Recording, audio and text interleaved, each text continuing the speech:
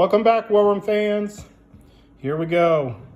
We're going to go over the rules for quick play, the new optional rules that they came out with on how to speed the game up even faster than using quick battle.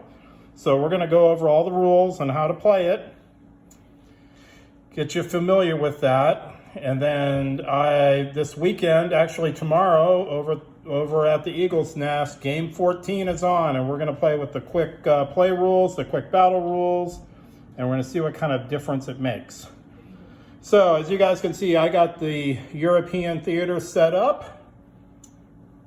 So that is required to play the game. You need the pieces on the board. Now, the other thing about the quick play rules is you're going to need your bag of dice.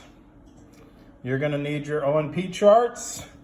I have these ones, or you have your paper ones, preferably a command stick to make you look cool. You're going to need your morale board. You're going to need your Slurpee cup so you can spin your dice. Now, I didn't set it up, but you got all your pieces up there. You're going to have your turn order guys just like normal, and you're going to have all your things in the morale board, okay? And then, of course, behind you somewhere, you got your tray of chits, okay? So that's all we're needing to do the quick play. You don't need the battle boards out or anything like that. So the other thing that's required is yourself plus at least one victim to play with, preferably with at least 4 guys. But, you know, that's depending on your game group. So here we got everything laid out. So I have everything that you need to basically play quick play. So I'm going to come back and we're going to start going through the rules, and let's get it on. Okay, guys, here's how quick play works. So here's our standard, reference sheet, the 7 phases. Okay. What's going to happen here is the first phase, direct national economy, and the 7th phase, production, are basically gone.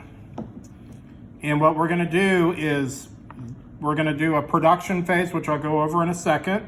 Then we move to strategic planning, movement, combat, refit and deploy, and morale. So basically we're getting rid of this, and we're getting rid of this. Now, by getting rid of this is in the quick play rules, we no longer have resources. Okay, we're not tracking resources anymore. The resources you see printed on the board are purely for aesthetic value in the quick play rules. So the thing about production now is instead of purchasing units, you guys can see here, we now have a chart. So the first phase is we're going to do production, okay? And how it works is we're playing the European theater. So let's just say we're going to do Germany. So if you look at the chart here, Germany gets 8 dice rolls, okay? Now how this is going to work is I'm going to roll 8 dice, and then depending on what you roll, that chart you see on the right is what you're going to get. So it's basically the color types, but if you're looking at the chart, you'll notice that land units only need 1 color to produce that unit, planes need 2, and all the ships need 3, okay? So let's just do a quick thing to show you, because I think you guys got this figured out already, okay? So you're just gonna pick up your dice, which is a faux pas in War Room. You must use the Larry Harris approved Slurpee cup top. So we shook it up, okay? So now blacks are wild, okay? So we can see right here, once again, kind of put them off on the side or rank them, how you can see them. So you can see I rolled 4 yellows, a green, and a blue, okay? And then these 2 blacks right here. So now Germany, now you get to choose what you want to produce with those rolls. So like right here, I could build 1 armor, 1 artillery, 1 infantry. Now I've got 3 yellows up here. I could build 4 infantry. I could build 1 sub with these guys, okay? Now, notice the blacks here. I could, let's say, take another black over here. I could take a black and move it here and build a fighter if I wanted to, instead of the armor, and then maybe move this down and build an armor. See what I'm saying? So these are gonna be four, we'll say this is 4 infantry, 1 fighter, black is gonna be another green, so another armor, and an artillery, okay?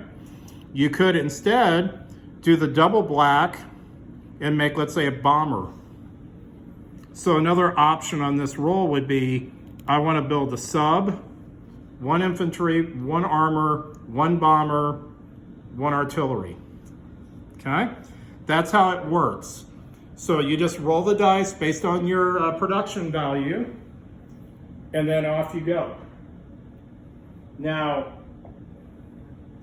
that obviously adds a little layer of strategy to the quick play rules.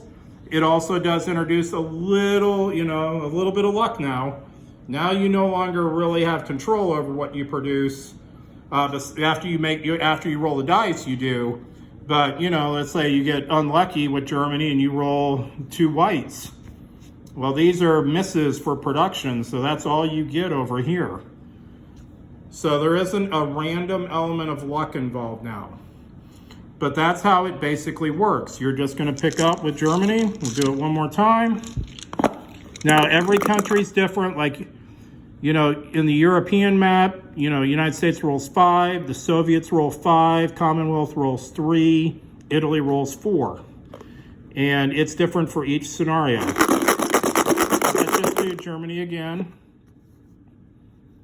This time I rolled 4 yellows, 2 blues, and 2 blacks. So once again, I could do a sub and an infantry, 4 infantry, I got 2 artillery, and I got a double black. So once again, I can build a plane of my choice, basically. Okay, or I could move a black up to the blues, and now I can build a cruiser. Because remember, guys, ships need 3. Okay, so as you can see, you got some, on this particular roll, we don't have really many choices. It's, do we want to build a cruiser instead of the 2 artillery? Or do we want to keep our blacks together and build a plane? Or, you could say, well, I want to build 2 more artillery. So you could put them up here and build 4 artillery and 4 infantry, or any combination thereof, okay? So that's how the production works. Now, there is a production bonus, and I'm going to get to that once we do combat, because that's where the production bonus comes in, and it has everything to do with the metals.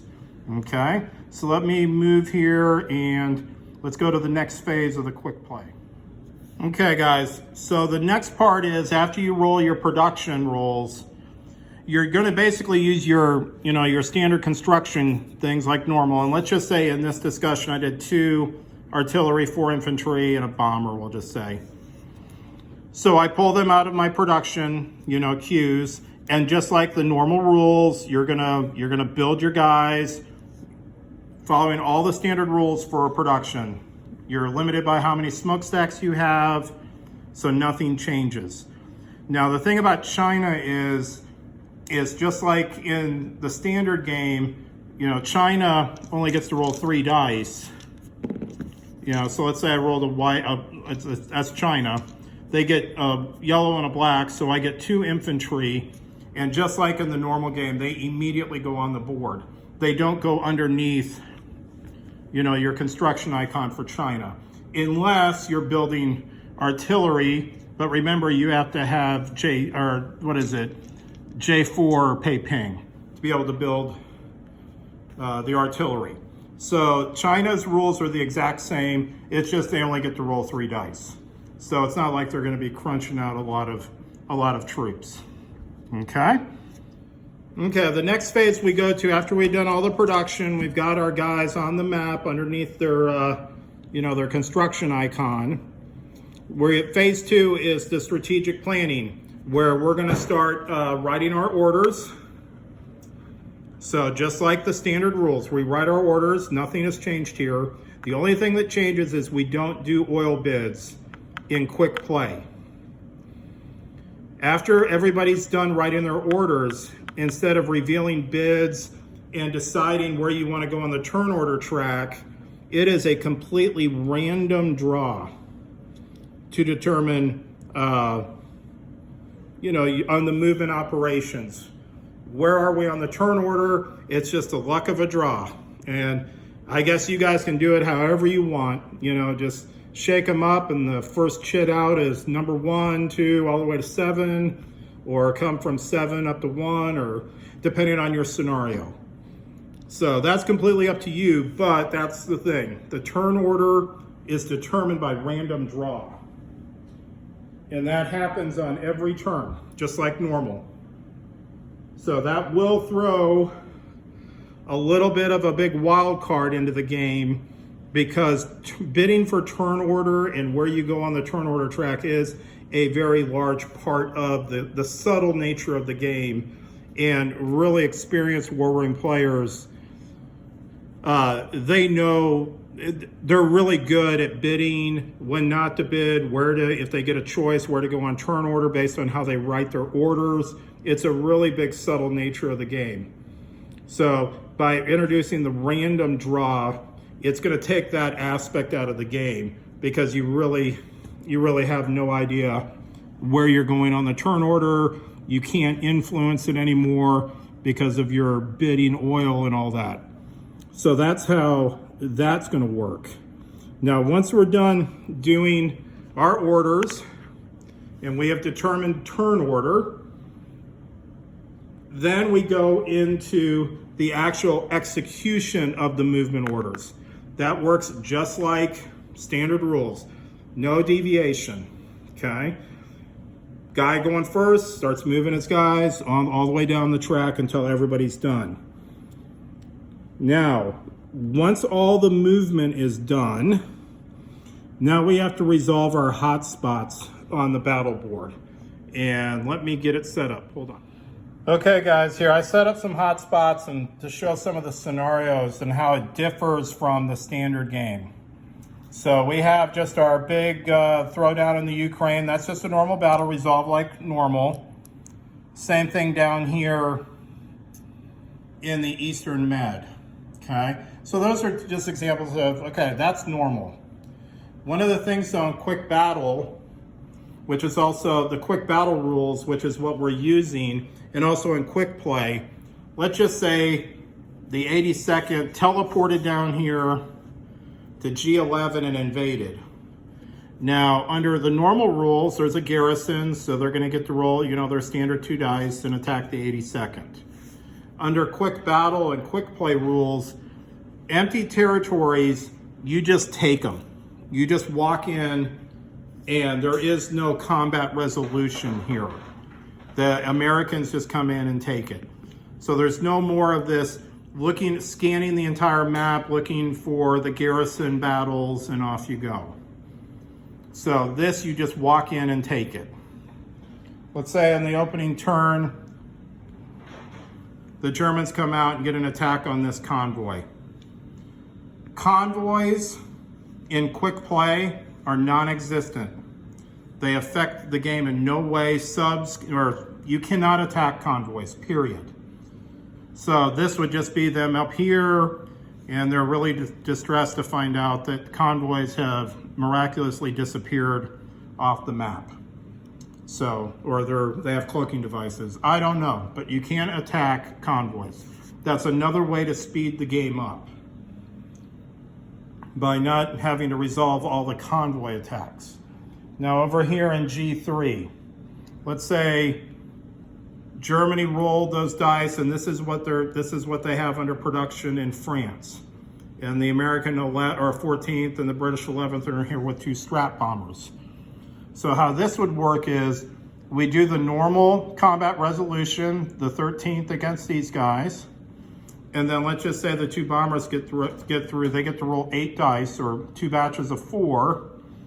And all they can do, the only thing bombers can do now is they can't hit the resources. They can only hit the factories and the units under production. Okay? So bombers now are a little bit not as powerful because they can't take out the resources. But by being able to take out reinforcements, that's obviously good, and also damaging the factories is good. So it's not like the strategic bombing is completely nerfed or there's no point in doing it. It's just that you can't destroy resources now. So that, you know, that's a little bit of a change, but not that big of a change. Really the big thing in the quick play rule, guys, is obviously with no resources and these convoys no longer active on the map, I guess you could say it changes up the strategy a little bit, okay? So that's how we do the battles. And now in the battles, we use the quick battle combat system. We don't use the standard system. And I'm gonna make a video after this one because they did come out with a new version of quick battle, and I wanna revisit that real quick so everybody can get up to speed. Now, here's what happens in the post-combat. So after all the hotspots are resolved,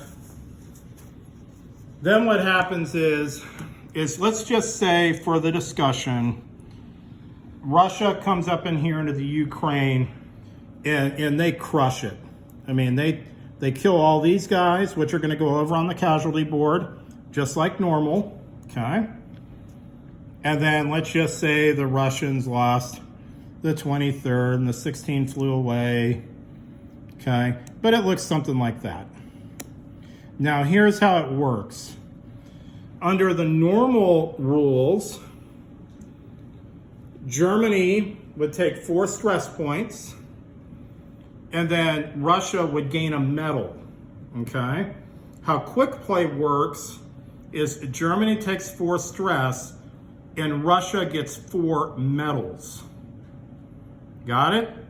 So if you take a territory, you get medals equal to the strategic value. Now, why that's important, guys, is remember when we were talking about production, the first phase. During that phase, you can spend 1 or 2 of your medals to get extra dice. You can't spend more than 2 medals, though, on production. But you can also save those medals and just like in the standard rules, use them to go down on the stress zones. Because when we do the morale phase, the casualties and stress, everything's normal, okay? I'm gonna go over though, they did make one change though on the penalties. So after these battles are done, you just do your standard refit, redeploy. So you're gonna do, you know, you're gonna start stacking up your units, cleaning up the board, you're gonna pop your factories, put command stacks on, just like in the standard rules.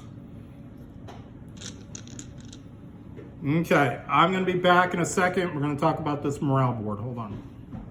Okay guys, here's our classic morale board. Always make sure you're playing on the right one, since we're gonna play Europe in this example. So many times, we always start the game up on that first time we do it. We realize, oops, I got it on the wrong side of the board. But it's just gonna work just like normal, guys. You know, you're gonna add up like all these guys would have been on the casualty pile. You add them all up just like you always do. You put your stress tokens here. Now, they say you can put your medals up here on these big flags to show how many you have. But since we're using the morale board, just do it like you always do. Just putting them over here, okay?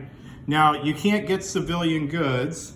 And if you ever run out of medal tokens, because each game comes with 20, which is very possible, you'll just have to come up with a system, maybe use some of these as substitutes, I don't know. Your group will have to figure it out, okay? Now, as we go up the stress wheel though, the penalties have changed a little bit. So if you hit the blue zone, labor and civil unrest, you lose 1 production value or you lose 1 die. So like Germany gets to roll 8 in the European, they would now only get to roll 7, okay? Now if you come all the way over here to economic collapse, you lose 3 production value points. So just as it says right here, you know, everything is cumulative. So when you hit economic collapse, you lose 1 here and 3 here. So in the quick play rules, Germany would still be able to roll at least 4 dice for production. So even though they're in economic collapse, they still get to roll production. Okay? So once you resolve the morale, okay, and I kind of answered my own question. So they basically said in the rules, the morale phase is just like the standard morale rules here. So you just follow these just like you would in the, in a standard game. And you just go through the 4 steps of morale, and then production is gone. And so once you finish phase 6 morale, the turn is over. And then we go back up to step 1, which is that production phase. And we start it all over again. Okay? So that's it, guys. That's how quick play works.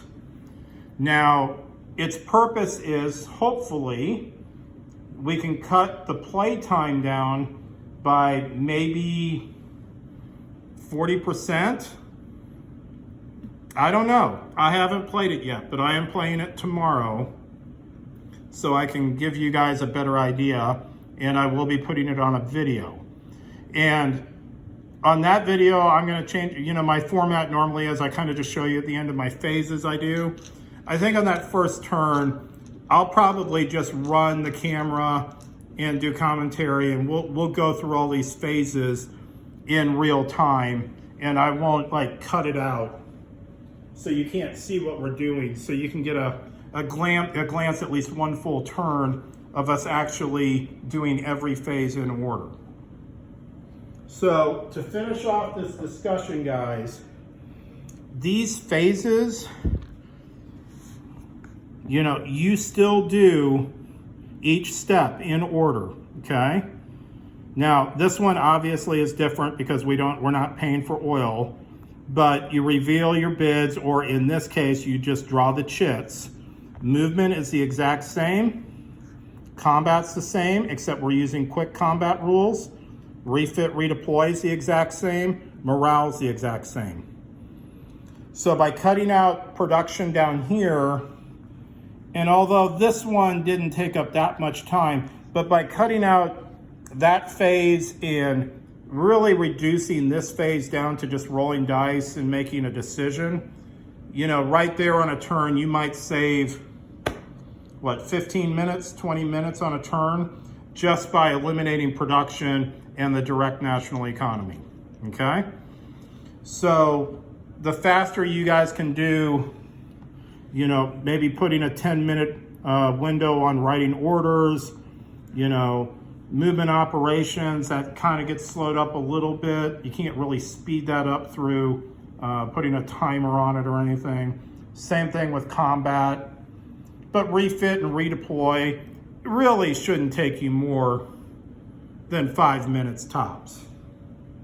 But that applies even refit and redeploy in a global standard game isn't going to consume too much time. Although, I guess it could if you're playing with certain people who are, really anal about where they're going and how they're redeploying their guys. So, those are the rules for the quick play. So I encourage everybody to maybe try it out at least one time. I have mixed feelings about it right now just because I've never played it. But tomorrow we're going to play it. And then I'm sure Bryce and I and maybe some of the other guys will give us our thoughts after actually playing with quick play. And seeing if it has the same flavor, the same feel of War Room without dramatically, I don't really think they've gimped it too much with quick play, to be honest. The only thing that I'm disappointed about is the whole bidding oil. But then I get it. There's no resources.